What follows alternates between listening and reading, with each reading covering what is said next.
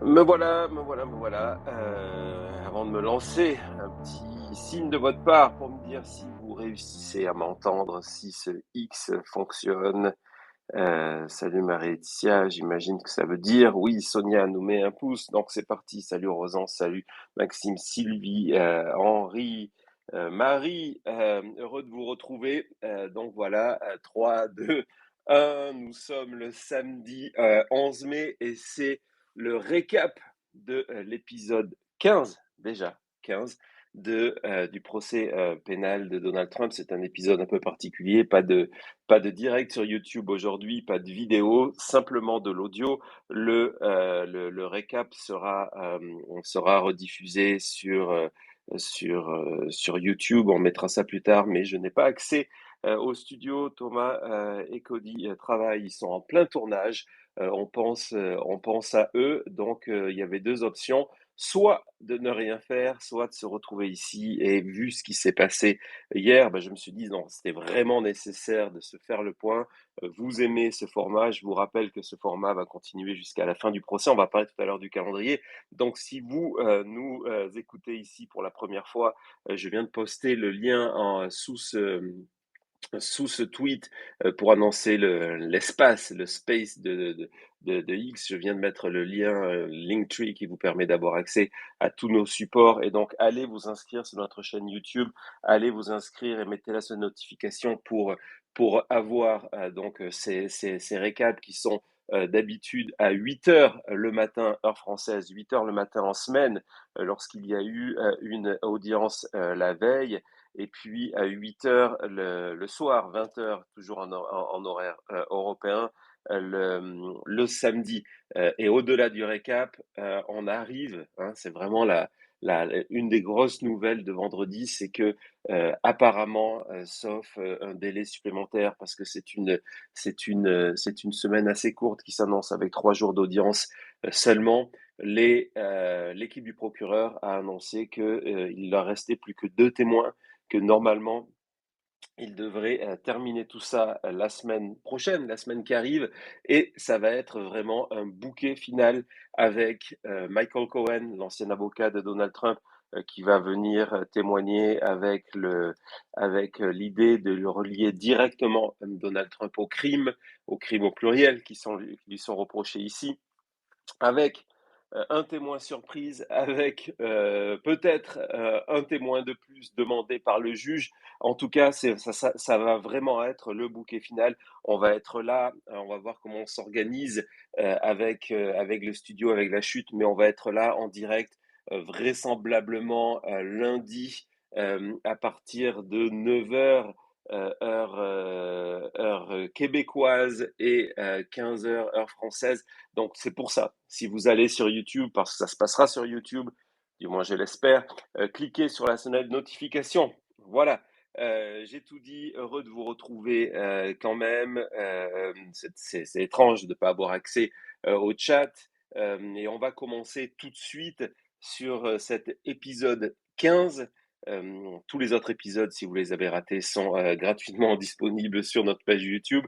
Donc cet épisode 15, cette journée de vendredi, qui est arrivé en bout de 2 jours de présence de Stormy Daniels à la barre. Je vous ai raconté comment ça s'est déroulé. On a entendu parler de certains des détails. Il y a eu le contre-interrogatoire. Il y a eu tout ça. On pensait que jeudi allait être une journée de contre-attaque, et ça a été le cas de l'équipe Donald Trump pour tenter de faire craquer Stormy Daniels pour le procès et pour préparer des procédures d'appel. Ce qui est intéressant, si vous avez un petit peu décroché avec ce procès-là, c'est que depuis quelques jours, on voit un changement de stratégie extrêmement important chez l'équipe de Donald Trump. On prépare l'appel. Ça ne veut pas dire que ça garantit qu'il va être condamné. Je vous rappelle que dans un procès pénal, l'exigence l'exigence de la preuve de preuve d'un crime est extrêmement forte, est extrêmement haute, qu'il faut que à l'unanimité du jury, donc les 12 jurés qui ont été sélectionnés, soit d'accord sur les 34 charges qui ont été retenues contre Donald Trump. Bon, évidemment, ils peuvent être d'accord sur certains et pas être d'accord sur d'autres, mais dans tous les cas, il y a cette recherche d'unanimité. Évidemment, je vous raconterai ça à mesure qu'on va approcher de la décision du jury dans quelques semaines. Je pense que avec les jours fériés américains, on risque d'avoir un verdict d'ici moins d'un mois, à mon avis. Ça va dépendre de la volonté ou pas de Donald Trump de vouloir se défendre des accusations. Il n'a aucune obligation en droit américain dans un procès pénal, toute la charge de la démonstration de la preuve est du côté de l'accusation. Donc constitutionnellement, il n'est même pas obligé de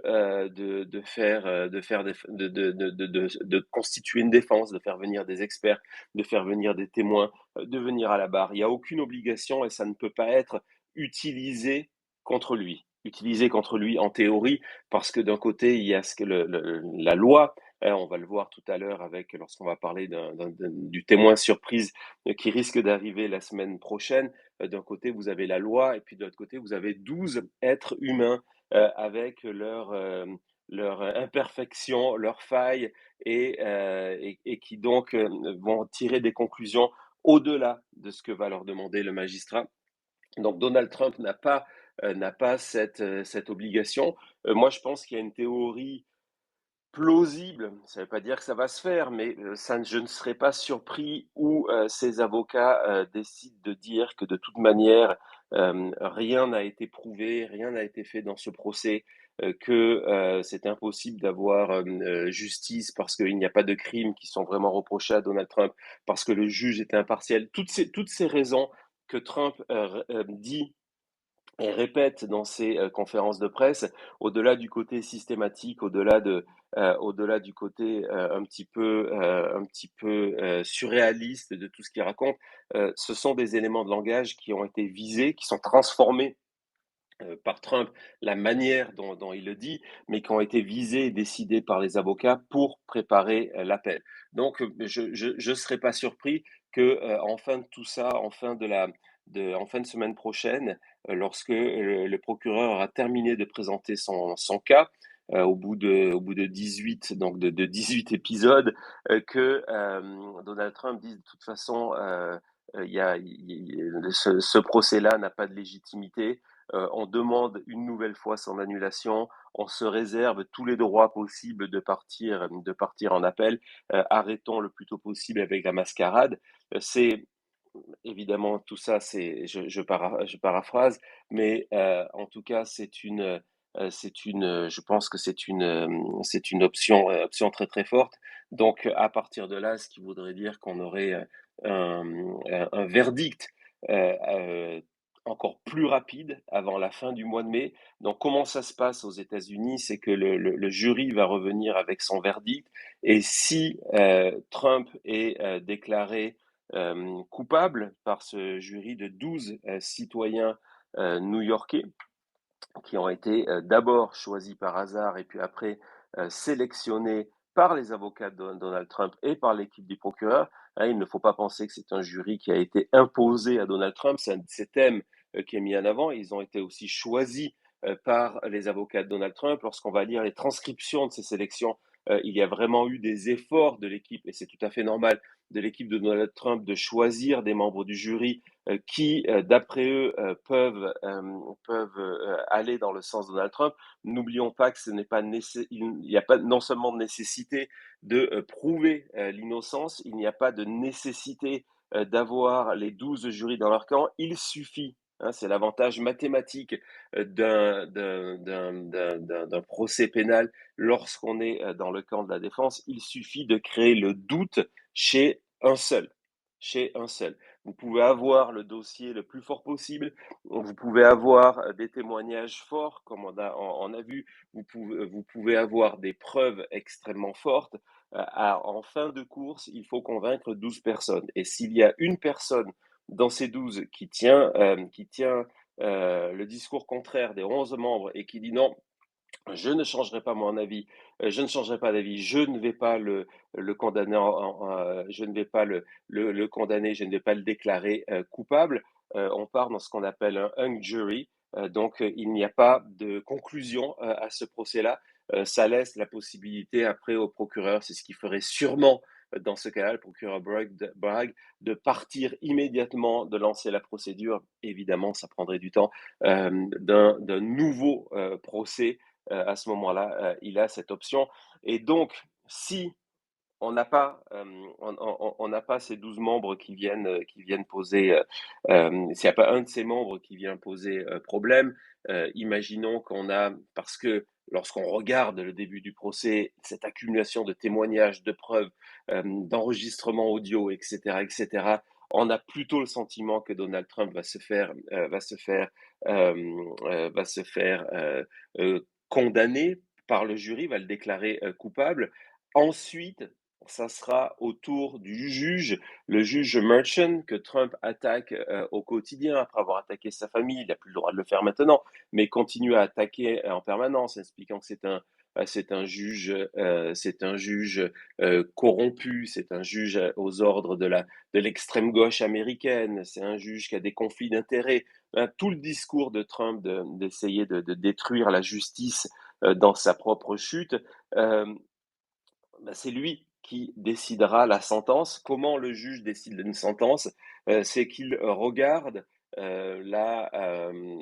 quelles sont quelle est la jurisprudence autour de cas similaires et il décide d'appliquer la peine par rapport au nombre de charges, par rapport à la jurisprudence. Et donc, je vous rappelle que dans cette affaire-là, d'accord, qui est donc une affaire au pénal, si l'équipe du procureur arrive à faire sa démonstration, la démonstration, c'est que il y a eu un premier crime, et là je pense que c'est le plus facile à démontrer que ce premier crime, c'est qu'il y a eu des fraudes comptables au niveau de la Trump Org pour dissimuler un crime plus important.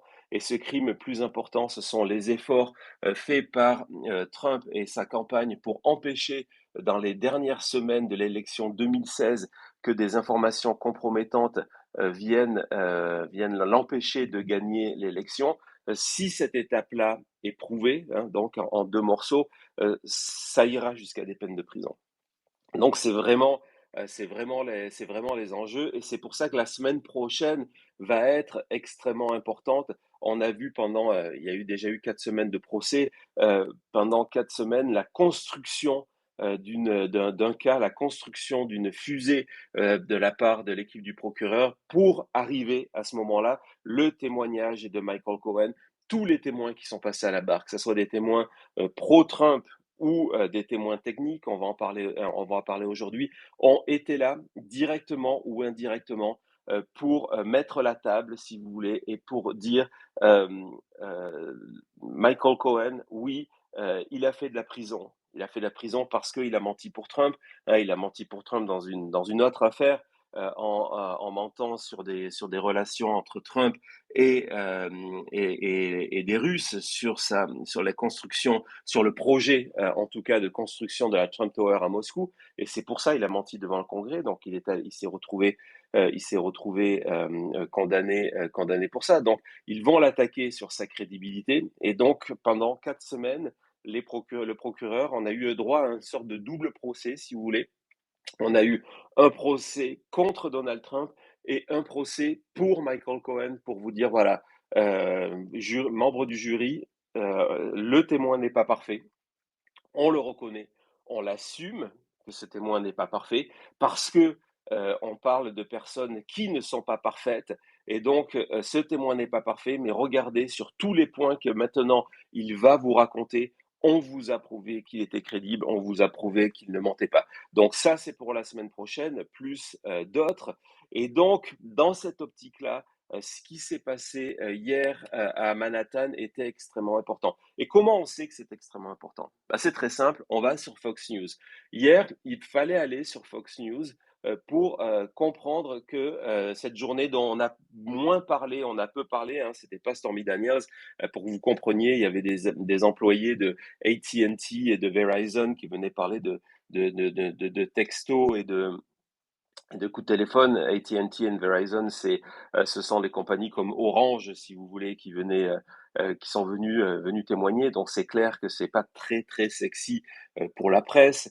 Et comment on sait que c'est important? Parce que le soir, on se met sur Fox News, qui s'est transformé depuis 4 semaines en chambre d'écho, encore plus que d'habitude. Je sais, ça paraît incroyable, mais encore plus que d'habitude en chambre d'écho pour la défense de Donald Trump, et donc qui, tous les jours, donne de l'ampleur aux éléments de langage que le matin, lorsqu'il arrive, lorsqu'il fait sa déclaration, Trump balance à la presse les thèmes de la journée. Et donc, on a eu droit à tout et n'importe quoi comme excuse, qui partait du point que s'il est condamné en prison, ça lui permettra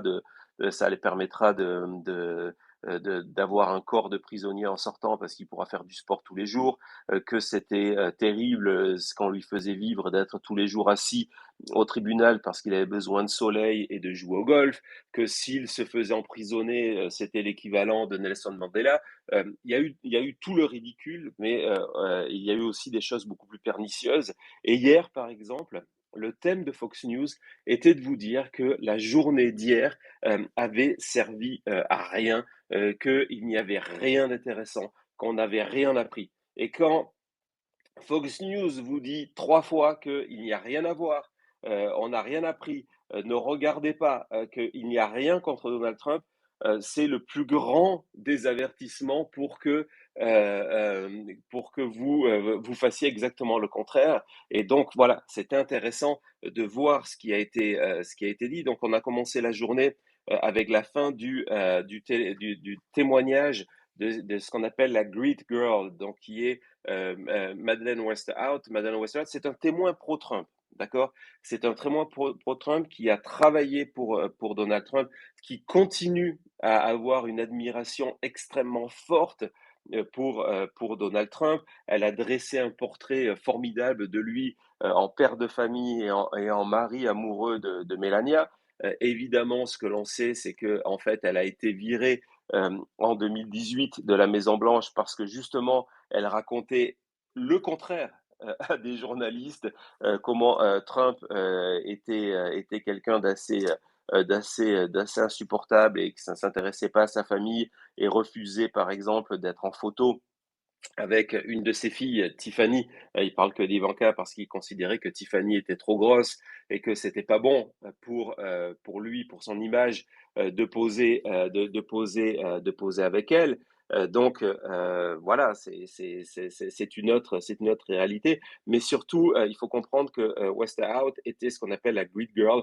C'est un peu péjoratif comme surnom, mais c'était son surnom. C'est elle qui est dans le bureau, était juste à l'entrée du bureau ovale, la dernière personne que les invités du bureau ovale voyaient. C'était elle qui les accompagnait à l'intérieur de la pièce. C'est elle qui passait les appels téléphoniques pour Donald Trump. Donc, c'était vraiment une position clé. Et donc, son témoignage qui ne sert à rien de la part de, si on en croit Fox News, a permis d'établir que oui, en février, hein, ça va être au cœur de la semaine prochaine, en février, le 5, je crois, le 5 février 2017, il y a eu une rencontre dans le bureau ovale avec au moins Michael Cohen et Trump pour discuter des procédures de remboursement de Michael Cohen qui avait versé 130 000 $ de sa poche à Stormy Daniels pour que, au mois d'octobre 2016, alors que Trump était dans la tempête, ne, ne, ne discute pas, ne révèle pas sa relation en 2006 avec Trump. Donc, il y a eu cette réunion elle a donc assisté à tout ça. En tout cas, elle a permis, c'est elle qui a fait venir Michael Cohen. Donc, sur ces points techniques-là, elle a été extrêmement importante. Elle a confirmé que suite à la fameuse vidéo, hein, vous la connaissez tous, cette vidéo de Trump Access Hollywood où il se vante de pouvoir embrasser des femmes hors de leur consentement parce qu'il est une star, lorsqu'il se vante de pouvoir les attraper par leur appareil génital sans leur demander leur permission parce que ce sont des stars. Lorsque cette vidéo a sorti, la campagne de Trump a sombré pour un moment avant de rebondir et Westerhout a confirmé ce que l'on savait, mais en tout cas c'est maintenant dans le dossier, les membres de jury l'ont entendu, que le parti national, le RNC, donc le républicain, le comité national du parti républicain, avait eu des discussions ces jours-là pour remplacer Donald Trump comme candidat. Et donc, c'est parce qu'il y a eu cette vague de panique que Trump avait besoin absolument de l'électorat féminin blanc, et il a eu en 2016, c'est ce qui lui a permis de gagner. Il faut se rappeler qu'en 2016, il a fait sa campagne sur la peur. Il y avait eu le Bataclan quelques moments après, qui a été vraiment un tournant dans la campagne américaine parce que ça a permis à Trump de s'imposer comme le candidat qui allait protéger l'Amérique contre les menaces de terrorisme au-delà des problèmes au-delà des problèmes de frontières et tous les calculs que la campagne avait, c'était que s'il perdait que 5% de cet électorat, il n'y avait aucune possibilité de battre Hillary Clinton. Et donc, c'est dans cet esprit qu'on a vu, avec tous les échanges, cette accélération de la campagne Trump, d'empêcher l'histoire de Stormy Daniels de sortir parce qu'ils se sont dit, voilà, on ne s'en remettra pas. Si après la vidéo de Access Hollywood, on a un témoignage circoncis et détaillé de cette relation sexuelle avec une star du porno, alors que Melania vient juste d'accoucher de Barron, c'est terminé, on va perdre cet électorat et avec, on va perdre nos chances d'emporter la présidence. Et donc, Westerhout a confirmé ces points-là. Elle a confirmé aussi, point extrêmement important, j'en ai parlé dans le récap de l'épisode 14, que les chèques que Trump a signés pour rembourser Michael Cohen, qui était l'avocat de Trump, qui a fait ces chèques pour lui, pour acheter le silence de Stormy Daniels. Elle a confirmé que au lieu, donc, les chèques étaient préparés à la Trump Tower. Ils étaient envoyés à la Maison Blanche et ils étaient envoyés à Washington justement. Et de Washington, ils étaient ensuite signés par Donald Trump parce que c'était son compte personnel. Il n'y avait personne d'autre que lui qui pouvait les signer. Et puis après, ils étaient renvoyés à la Trump Org avant d'être distribués. Euh, et il n'y avait que lui qui pouvait les signer parce que ce qui a été démontré en long, en large et en travers depuis 15 jours, c'est que Trump est un spécialiste du micromanagement et qu'il n'acceptait pas que de l'argent sorte de la Trump Org et encore moins de son compte personnel sans savoir à quoi servait cet argent. Et donc, ce qui a été raconté et ce qui est complètement fou, c'est que ces chèques, au lieu d'être envoyés directement à la Maison-Blanche, où il y aurait eu non seulement un contrôle pour des raisons de sécurité de ce qu'il y avait dans ces enveloppes et une trace écrite de ce qu'il y avait de ces enveloppes, ces chèques étaient envoyés à Kurt Schiller. Kurt Schiller, à son domicile. Kurt Schiller, c'est le garde du corps historique de Donald Trump qui est au cœur de plusieurs épisodes de cette affaire-là. Donc on se demande si le témoin surprise, on va en parler plus tard, de fin de semaine prochaine, serait Kurt Schiller. On va voir. Mais en tout cas, les chèques étaient envoyés à Kurt Schiller, à son domicile, à Washington, et ensuite il allait les apporter en personne à la Maison-Blanche pour les faire signer par Trump, échappant ainsi à tout contrôle. Donc, elle a confirmé ça hier et que ça permettait, elle a confirmé que ça permettait de passer outre. Elle n'a pas dit que c'était forcément l'intention, mais que ça permettait de passer outre tout ce qui était contrôle, vérification, notification de l'existence de ces chèques-là Donc voilà, c'est clair que ce n'est pas une preuve directe de quoi que ce soit, mais dans cette espèce d'accumulation de faits troublants, c'est un fait troublant extrêmement important. Donc, son témoignage a servi à ça.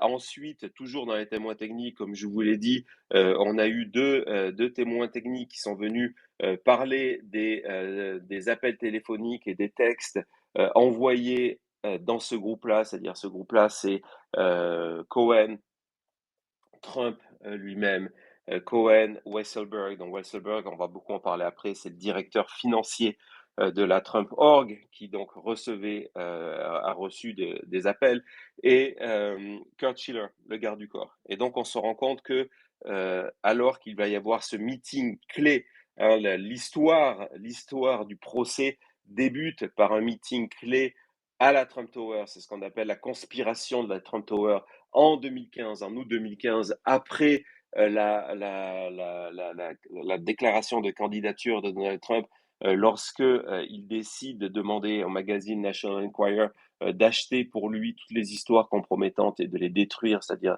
le catch and kill, pour ne pas les publier après. Donc ça, c'est le premier meeting. Il y en a un deuxième, hein, en conclusion de cette histoire-là, qui est celui de février, qui va être au cœur de toute la semaine prochaine, celui de février 2017. Et donc hier, c'était de démontrer cette multiplication d'appels euh, euh, euh, avant ce meeting, après ce meeting, et pareil, multiplication d'appels entre tous les suspects de cette affaire-là, au moment où il faut répondre au fait que l'histoire de Stormy Daniels risque de sortir en octobre, et au moment où il faut trouver des solutions pour la payer.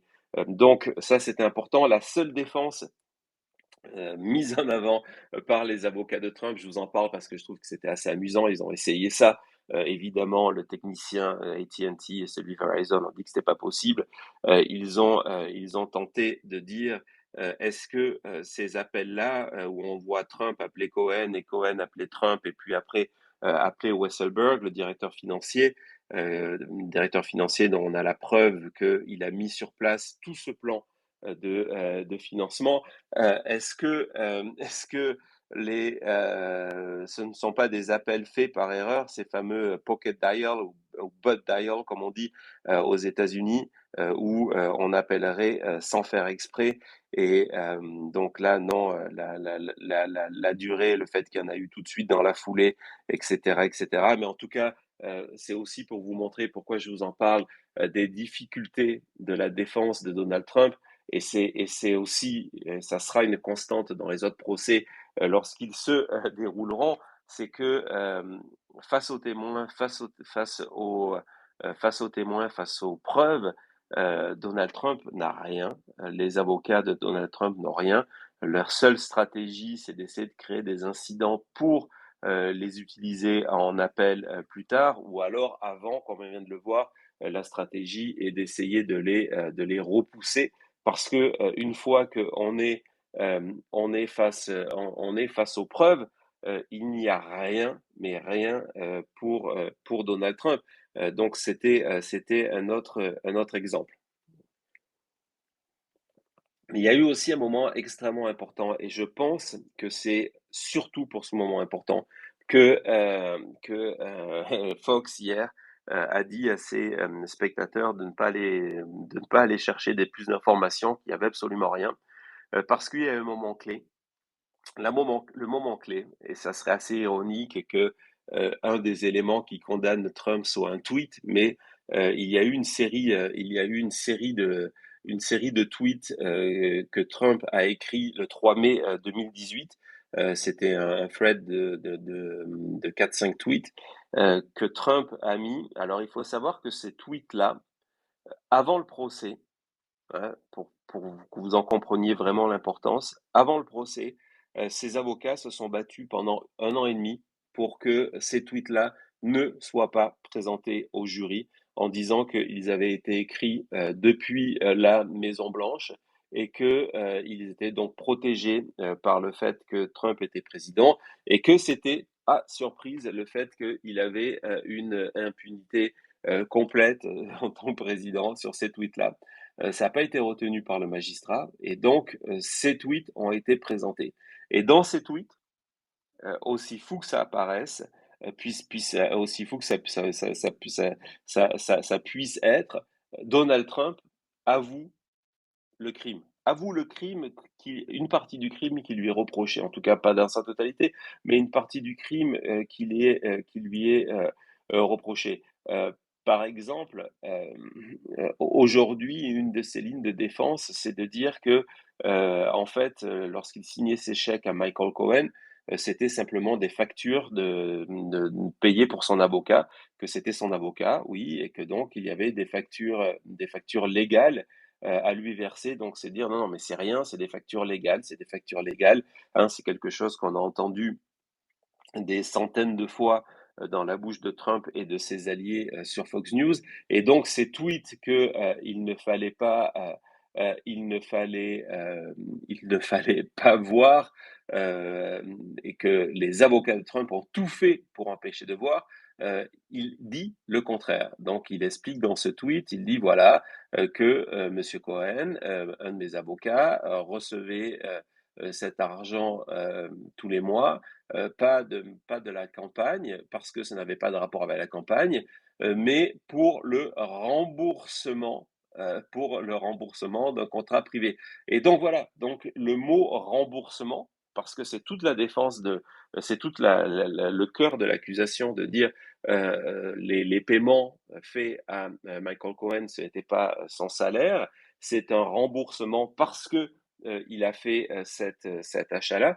D'un coup, ont été confirmés hier par Trump lui-même le 3 mai 2018. C'est une constante, c'est assez intéressant, dans la construction de l'acte d'accusation, c'est d'avoir utilisé des déclarations, des mots de Donald Trump contre lui-même, que ce soit des déclarations vidéo, que ce soit des tweets ou de ces fameux livres. On a eu plusieurs fois des témoins qui en fait étaient des vice-présidents de prestigieuses maisons d'édition américaines qui sont venus raconter comment tel ou tel livre signé par Trump avait été conçu, avait été publié pour démontrer que ce qui était écrit dedans, hein, lorsque Trump se vantait de ne faire confiance à personne et surtout pas les gens qui travaillaient qui travaillait pour lui et qu'au contraire, il fallait faire tout lui-même, vérifier tout. Il se vantait de refuser des paiements, etc., etc. Tout ça a été utilisé contre lui. Hier, d'ailleurs, à un moment, la défense a voulu utiliser une vidéo d'une interview qu'il avait fait en 1999 lorsqu'il préparait sa, son, son début de campagne. En 2000, Trump a failli devenir candidat, mais il n'avait aucune chance, il n'avait pas le soutien, c'était même pas certain qu'il gagne l'investiture du parti pour lequel il allait se présenter. Et donc, c'était une interview où il se vantait déjà de connaître parfaitement les lois électorales, d'être le plus grand expert au monde des lois électorales. Et le procureur voulait utiliser cette vidéo pour dire, voilà, s'il est un expert aussi important des lois électorales, il savait lorsqu'il a signé ses chèques que ce qu'il faisait n'était pas conforme aux lois électorales. Le juge a refusé en disant que c'était une vidéo trop ancienne, qui était 17 ans avant le crime et que c'était un petit peu tiré tiré par les cheveux. Mais bon, dans tous les cas, du coup, c'était l'aspect intéressant de hier, de cette journée, encore une fois, de voir cette volonté d'aller récupérer des mots de Trump. Et donc, je crois que c'est le troisième élément du dossier, la troisième fois que on a une preuve écrite que Trump a reconnu que c'était des remboursements. Il y a ces tweets et puis il y a deux dépositions, je pense, si je me rappelle bien, en tout cas il y en a une certaine lors d'un procès au civil contre Stormy Daniels sur le fait qu'elle n'avait pas respecté son NDA, son non-disclosure agreement, le fait qu'elle n'avait pas le droit de parler Euh, dans la préparation de ce dossier, Donald Trump et Michael Cohen avaient été déposés par des avocats, donc sous serment, et ils avaient confirmé les deux que les paiements étaient des remboursements. Donc il existe des preuves, des mots de Trump, des actes de Trump qui confirment les faits qui lui sont reprochés aujourd'hui. Donc c'est pour ça que dans les prochains jours, on fera en fin de procès, on fera une émission spéciale avant la décision du jury pour essayer de voir, pas de pronostiquer, j'aime pas ce mot, je ne suis pas un devin, d'essayer de voir vers où on va, ce qui a été prouvé de manière forte, ce qui l'a été de manière moins forte, et comment tout ça se met en face des 34 chefs d'accusation contre Trump. Et surtout, il va y avoir un moment clé, c'est les instructions au jury. C'est ce que le juge va indiquer au jury, les questions auxquelles ils ont à répondre. Donc, une fois qu'on aura tous ces éléments-là, on fera une émission spéciale sur notre chaîne YouTube pour essayer d'y voir plus clair et de voir quels sont les points où Trump ne pourra pas échapper à la justice, les points où Trump pourrait échapper, etc., etc. On fera tout ça. Donc voilà, donc ça c'était hier pour la partie, donc cette accumulation, pour la partie devant le jury, cette accumulation de témoignages techniques qui démontraient encore une fois qu'il existe des preuves contre Trump, qu'il y a des preuves de la crédibilité de Michael Cohen, etc., etc. Et on comprend mieux pourquoi Fox News ne souhaitait pas que ses abonnés soient au courant de tout ça en disant il ne s'est absolument rien passé. Donc ça, c'était le début d'après-midi, vendredi après-midi à New York. Le juge a demandé au jury de partir, il les a libérés pour le week-end, et là a débuté une audition clé avec le twist de cette série-là. Le twist de cette série-là, ouais, on est dans une série, il y a des épisodes, et donc forcément, on arrive proche de la fin de cette série-là, et on se retrouve dans une situation de twist, hein. Quand je vous dis ça et quand je vous dis que ça serait impossible à vendre tout ça si on contactait une chaîne de télévision, on n'en est pas loin. Donc voilà. Euh, pendant toutes ces 4 semaines, on a entendu des dizaines de témoins, témoins techniques, comme je vous l'ai dit, mais aussi énormément de témoins qui travaillaient ou travaillent encore pour la Trump Org et qui chacun ont joué un rôle dans cette conspiration pour pour empêcher de manière illégale que c'est parce que si Trump avait remboursé tout ça de manière immédiate, il y aurait eu vraiment des questions à se demander si c'était illégal ou pas. Mais bon, en tout cas, ça n'a pas été fait. Ce qui a été fait a été de manière frauduleuse, de manière illégale.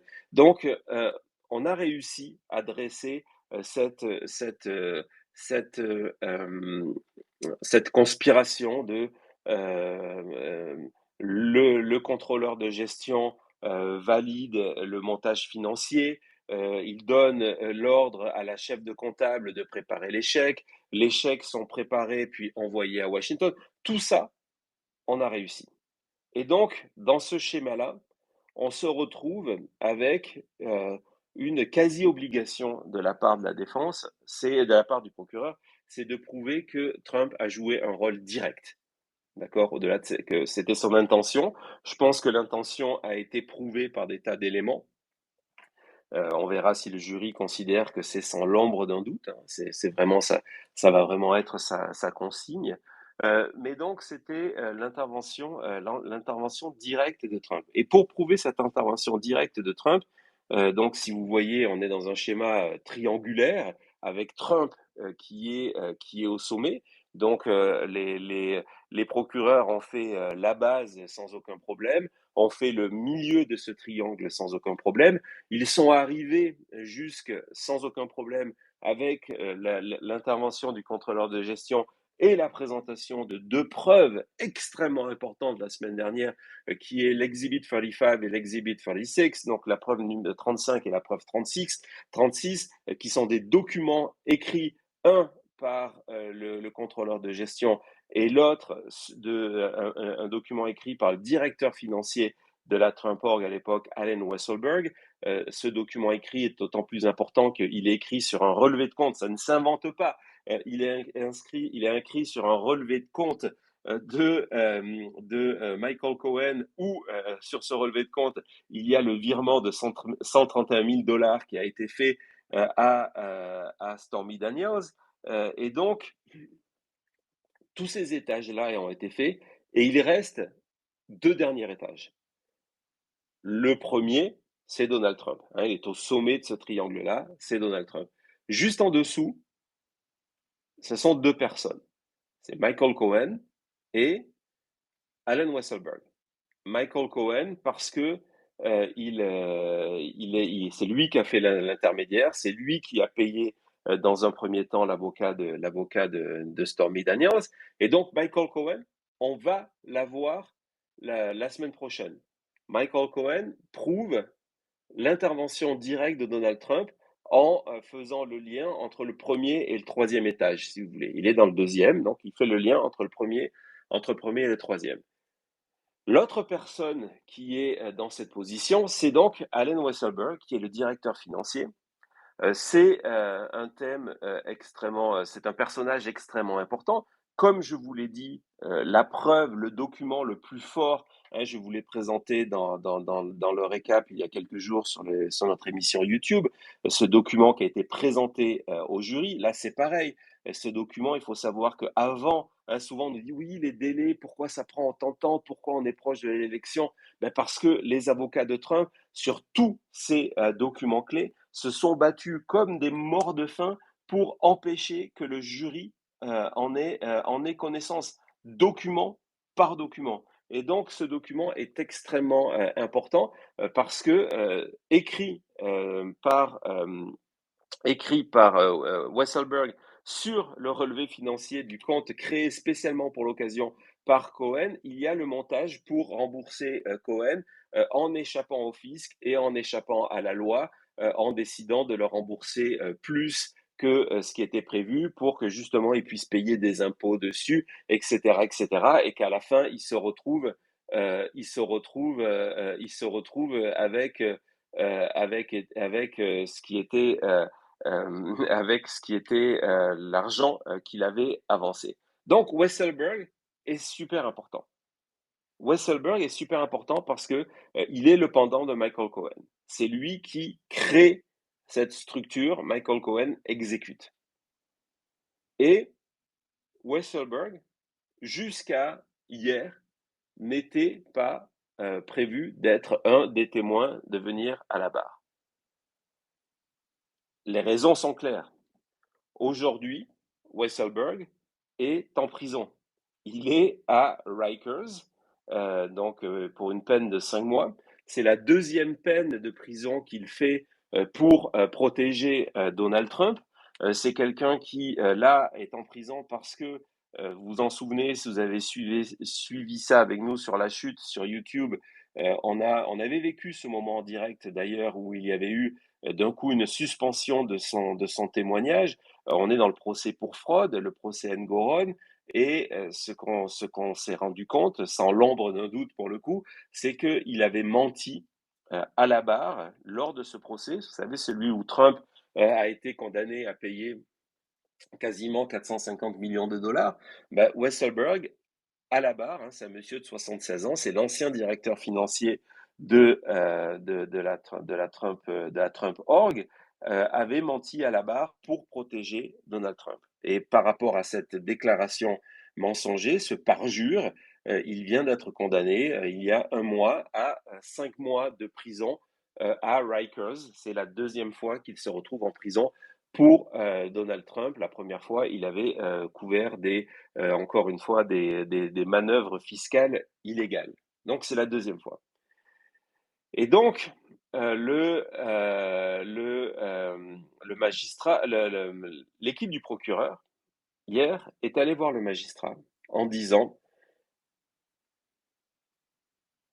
on risque, en fin de procès, parce qu'on n'a pas prévu de faire venir Weisselberg, parce que ce n'est pas un témoin fiable de condamnation pour mentir, pour protéger pour Donald Trump, et parce qu'il y a une autre raison, je vais vous raconter ça tout de suite.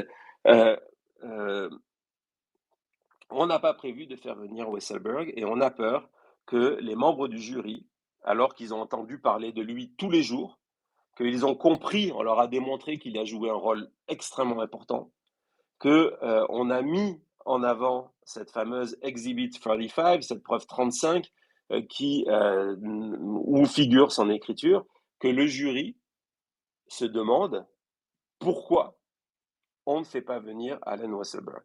Donc, nous, la manière dont on veut démontrer, expliquer au jury pourquoi on ne fait pas venir, c'est que on veut utiliser un des documents qui a été révélé lors du procès pour fraude. Et ce document, et ça c'est énorme, ce document, c'est un accord signé entre la Trump Org et Weisselberg après sa première condamnation, en sachant qu'il y allait avoir de nouveaux procès, qui lui garantit 2 millions de dollars, dont il a déjà reçu une partie. Donc là, qui lui promet en juin prochain, en septembre et en décembre prochain, 3 paiements de 250 000 dollars. Et une des conditions, la condition principale de cette prime, donc de 750 000 dollars qui va lui tomber dessus avant la fin de l'année, c'est qu'il refuse de collaborer avec la justice, sauf, on va en parler en cas d'une condamnation, d'une convocation officielle. Hein. Un contrat privé n'a pas le pouvoir de passer par-dessus la justice, mais en gros, ce contrat, on appelle ça, ce contrat qui n'est même pas un contrat de, comment dire ça, d'anonymat, c'est un contrat qui interdit Weisselberg de dire quoi que ce soit de négatif et de collaborer, sauf s'il n'est pas obligé avec l'enquête. Et en échange de ne rien dire contre Donald Trump, il touchera les 750 000 dollars qui manquent à ces 2 millions. C'est évident que ce contrat est une manière d'acheter son silence. Il a été créé et divisé en parties pour être certain, à la vue des procès qui arrivaient de Donald Trump, pour être certain de courir jusqu'à l'élection présidentielle. Donc, assez ironiquement, ça rappelle forcément le contrat par rapport à Stormy Daniels, c'est d'empêcher que ces informations sortent au public. Et donc, ce contrat, le procureur en a une copie, ce qui est déjà énorme. Et donc, ils ont demandé au juge de pouvoir justifier devant le jury la semaine prochaine, imaginez l'impact de la chose, de dire regardez, on n'a pas, vous avez entendu Weisselberg, il est central à tout ça. Il est en prison parce qu'il a menti pour Donald Trump, mais surtout, pourquoi on ne le fait pas venir? Parce que même si on a le pouvoir de le convoquer de manière officielle, il a, et c'est déjà des choses qu'il a fait, il a une motivation à mentir parce que s'il protège Donald Trump, il touche ses 750 000 dollars.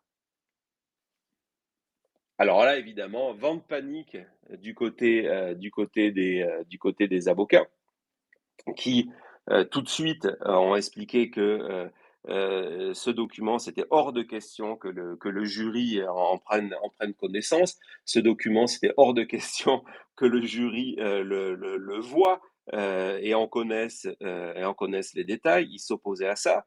Et là, le juge Merchant a fait quelque chose d'assez intéressant. Euh, Parce que la loi américaine est assez ambiguë.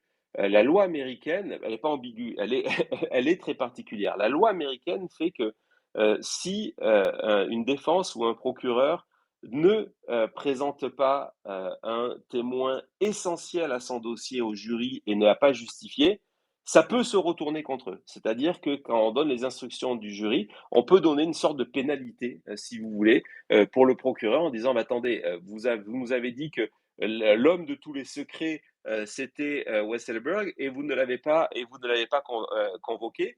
Et à partir de ce moment-là, c'est un handicap pour vous. Donc, Merchant, le juge, dit qu'il comprenait la nécessité de tout ça, de ce document-là, qu'il serait plutôt enclin de le mettre à l'ordre du jour, que le jury puisse le voir.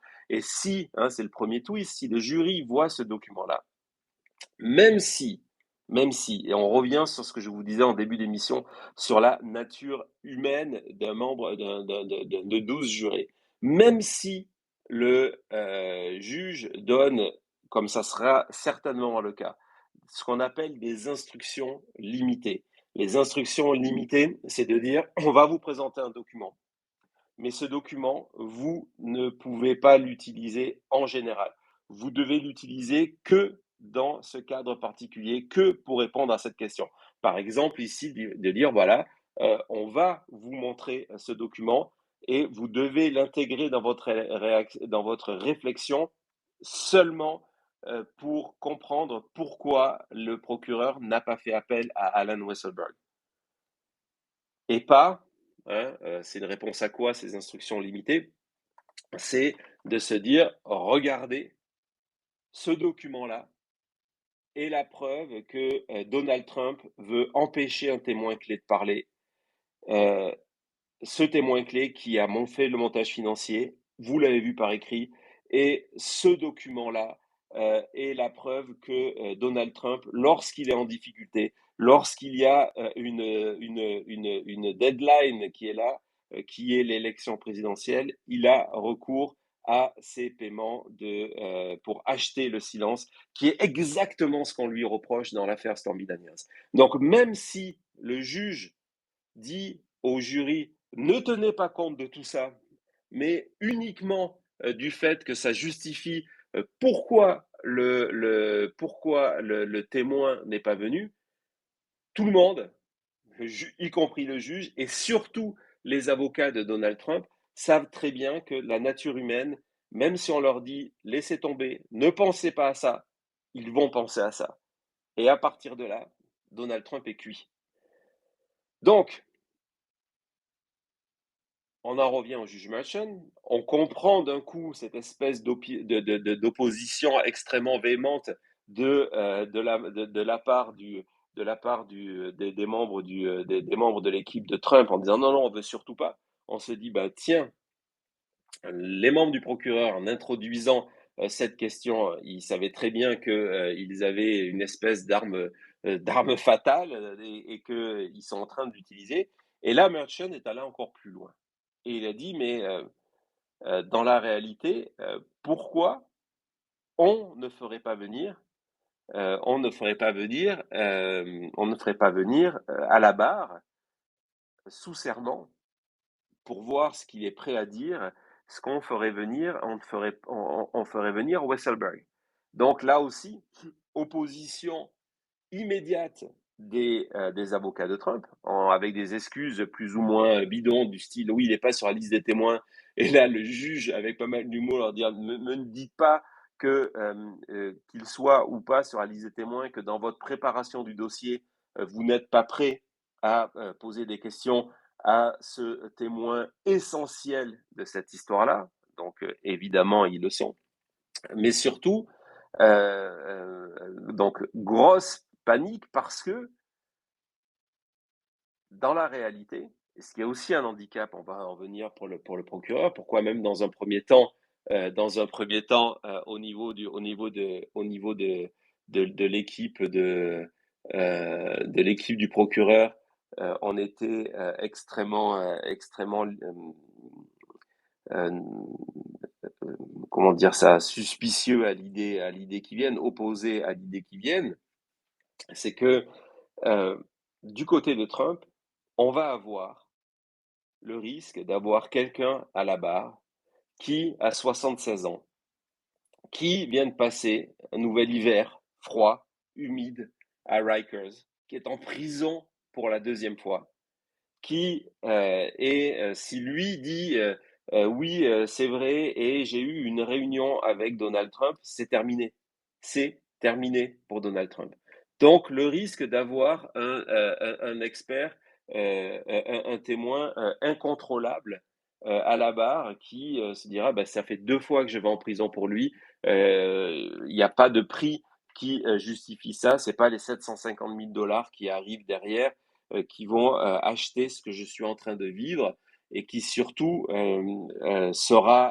risque d'être piégé encore une fois avec des questions précises et s'il ment pour une troisième fois, se retrouve encore une fois condamné pour parjure, c'est quelqu'un qui va finir sa vie en prison ou pas loin. Donc, c'est pour ça que les, euh, les avocats de Trump n'en veulent pas. C'est un risque énorme pour eux. Donc, dans un premier temps, l'équipe des procureurs a dit qu'ils n'étaient pas vraiment convaincus de l'utilité parce que ils ont ce sentiment qu'avec le fait qu'il y a ces 750 000 dollars de carottes qui sont devant lui, que même si on le contraint, parce que, encore une fois, le contrat qu'il a avec Donald Trump ne couvre pas le fait que s'il est contraint, il n'aura pas d'autre choix que de venir témoigner. Ils ont peur que son témoignage soit, quoi qu'il en soit marqué par rapport à ça. Et puis ils disent, euh, même si on est prêt, on n'a aucune idée de ce qu'il va dire parce que pour l'instant, il a refusé de, de, de, de collaborer avec la justice. Et ça, c'est un point important, c'est que les procureurs, c'est pas lié à l'affaire Trump, ont le droit, comme les avocats, ont le droit de préparer les témoins, d'avoir des positions, savoir c'est quoi les points, etc. Et là, le juge Merchant, et on sent que ce qu'il a envie, donc c'est pour ça que je pense que lundi, ça va être notre invité surprise. On va avoir Weisselberg. Le juge Merchant a proposé une solution intermédiaire. Il a dit, on fait venir Weisselberg, on ne fait pas venir le jury tout de suite. Donc, on peut être certain que le jury ne sera pas contaminé par rapport à ce que va dire Weisselberg. Et là, euh, il y a devant le juge, qui se permettra du coup de déterminer si c'est un témoin de volonté, si on peut ou pas utiliser ce contrat, euh, on commence à lui poser les questions avec la probabilité, hein, le truc le plus fort, que Weisselberg mettent en avant le fameux cinquième amendement en disant qu'il ne peut pas répondre parce que c'est ce qu'il pourrait dire pourrait l'incriminer lui-même dans un crime. Alors, ce qui est intéressant, il y a toujours une petite notion supplémentaire, c'est que à un moment, alors c'est pas au niveau de l'État, mais c'est parce qu'ici le procès se passe au niveau de l'État de New York, euh, au niveau fédéral.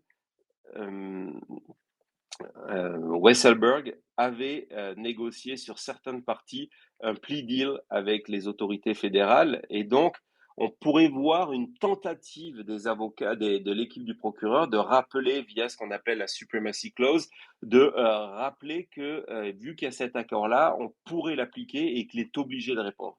Je ne sais pas si ça ira jusque-là, mais dans tous les cas, ça permet au juge aussi pourquoi il veut faire ça, c'est parce qu'il pense à l'appel. Il sait que du côté de Trump, on veut faire l'appel, donc il veut, il veut remplir toutes les cases de la procédure. Il ne veut pas que les avocats de Trump utilisent le fait de dire, voilà, bah, le juge a autorisé à ce que ce document soit versé au dossier, parce que à la fin, c'est vers ça que on se rend, sans donner la chance à la personne de venir témoigner. Donc, pour clarifier tout ça, je pense que lundi, Weisselberg va être transféré de Rikers, de la prison, à Manhattan.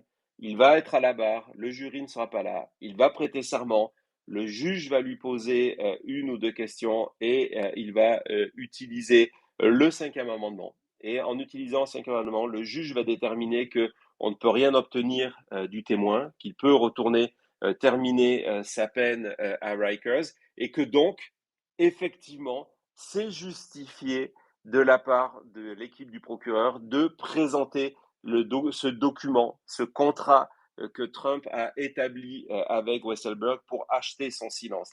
Donc c'est un coup de génie, possiblement, ce fameux twist de l'équipe des procureurs, parce que euh, pile, il gagne, et face, il gagne aussi. En bout de course, je pense que le jury, cette semaine, et ça va être terrible pour Donald Trump et pour ses chances d'échapper à la justice, le jury va prendre connaissance de ce document, va découvrir que Donald Trump a, même si on lui donne une instruction limitée sur ce qu'il peut faire, le jury va découvrir que Donald Trump a acheté le silence de son comptable, que les paiements échelonnés sont conditionnés justement à ces dates de procès. Et tout ça, c'est clair que c'est quelque chose qui ne va pas l'aider. Donc voilà, la semaine prochaine, Cohen, la semaine prochaine, Weisselberg, d'une manière ou d'une autre. Ça peut être très bref, peut-être il va décider de collaborer et à partir de là, on ne sait pas ce qui va se passer lorsqu'il va se retrouver sous serment. On va voir. Et puis, donc, le procureur a annoncé qu'ils auraient un dernier témoin. Donc, il y a deux écoles sur ce dernier témoin. Ça ne sera pas Michael Cohen. Il faut qu'il y ait un autre témoin qui vient un petit peu conclure là-dessus. Il y a eu la rumeur que ça serait Keith Schiller qui soit là, le garde du corps. Pourquoi? Parce que c'est lui qui a apporté l'échec à Trump. Parce qu'on a établi tout le long du procès qu'il était l'intermédiaire. Parce que son numéro de téléphone était dans l'iPhone de Stormy Daniels. Parce qu'il était devant la porte de la chambre de Donald Trump lorsque il y a eu cette interaction sexuelle entre les deux. Donc c'est possible que ça soit Schiller. Mais Schiller, c'est un fidèle parmi les fidèles de Donald Trump. C'est quelqu'un qui a travaillé avec lui, pour lui, responsable de sécurité. C'est un ancien flic de New York qui a travaillé pour lui pendant 20 ans et qui a pris sa retraite de Donald Trump pour créer une société de protection et en fait, c'est une manière de capitaliser sur son rôle et ses clients, ce sont principalement le Parti républicain et des groupes proches de Trump. Donc, il y a même un intérêt financier. Il est toujours dans cet univers-là. Il habite en Floride maintenant, pas trop loin de Mar-a-Lago.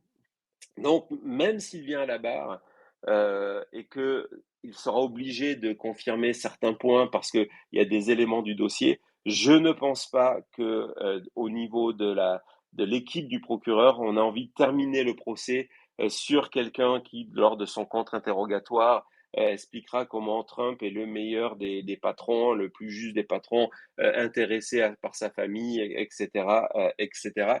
Donc, je pense on terminera sur un témoin technique qui viendra, par exemple, nous parler de quelque chose qui n'est pas forcément passionnant, mais qui est au cœur de ce procès-là.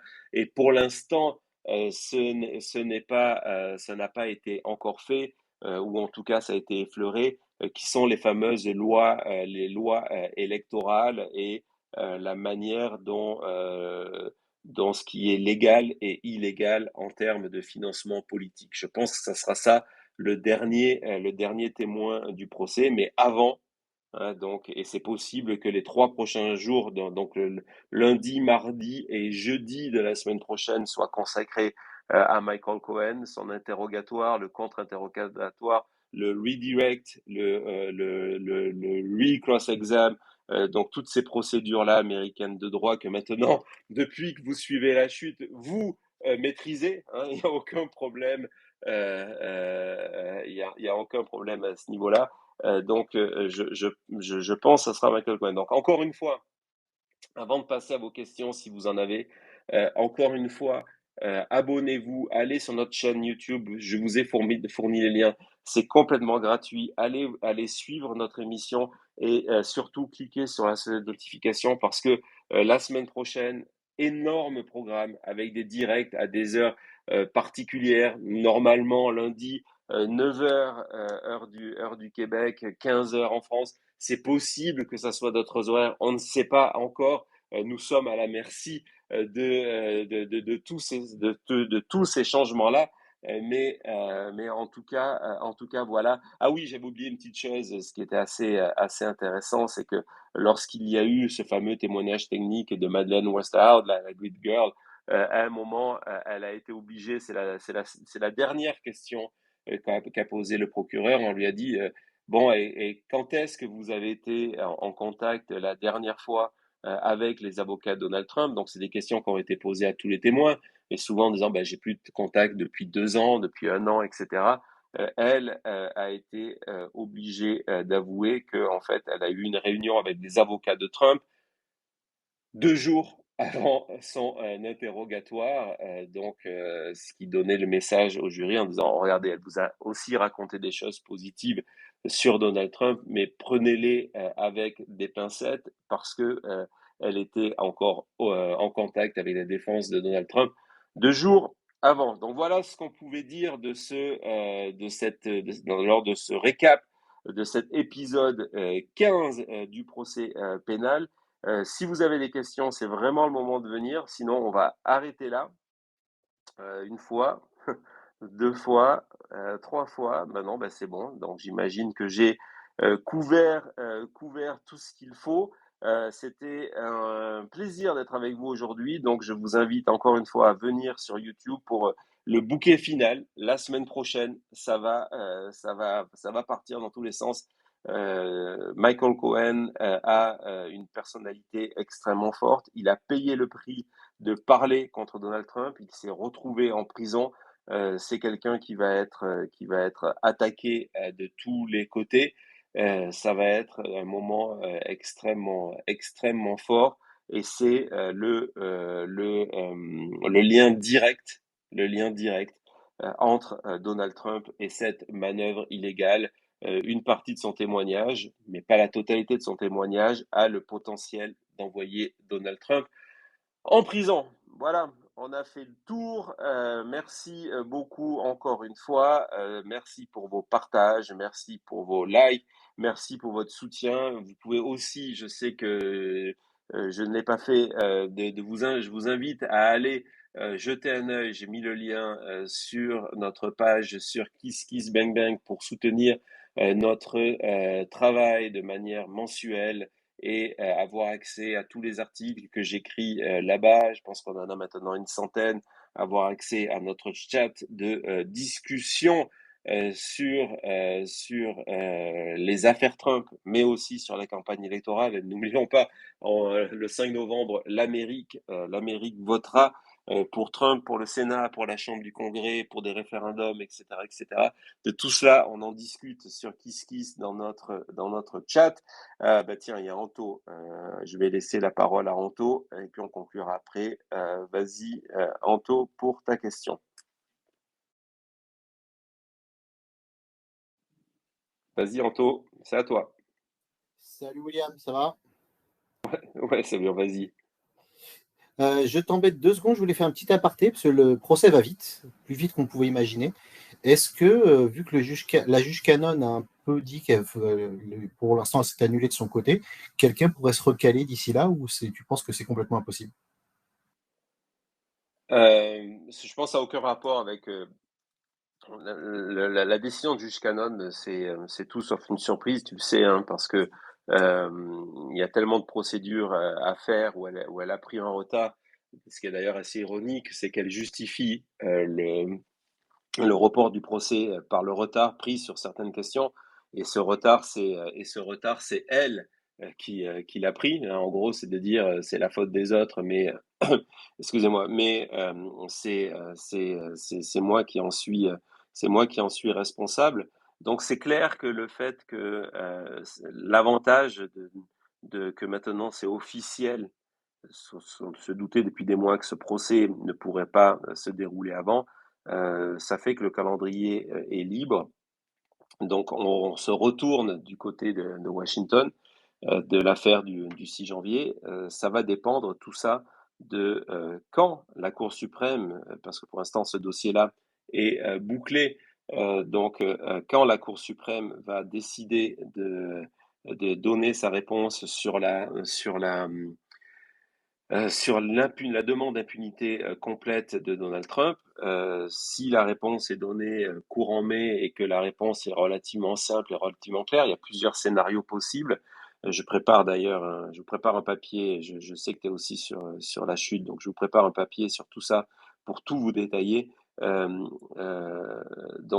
si les instructions sont relativement claires et que ça permet de reprendre l'instruction, il sera jugé à Washington avant l'élection, à partir de la fin de l'été, et on aura un verdict sûrement dans les dernières semaines du mois d'octobre. Donc c'est encore une possibilité. Les chances que cela se passe sont minimes, mais moi de mon côté, et je sais que c'est pas le cas de tout le monde, mais moi de mon côté, pour l'instant, je n'écarte pas la possibilité que l'on ait un deuxième procès Trump avant l'élection, qui soit celui du 6 janvier. C'est une possibilité, ce n'est pas une certitude, c'est une possibilité.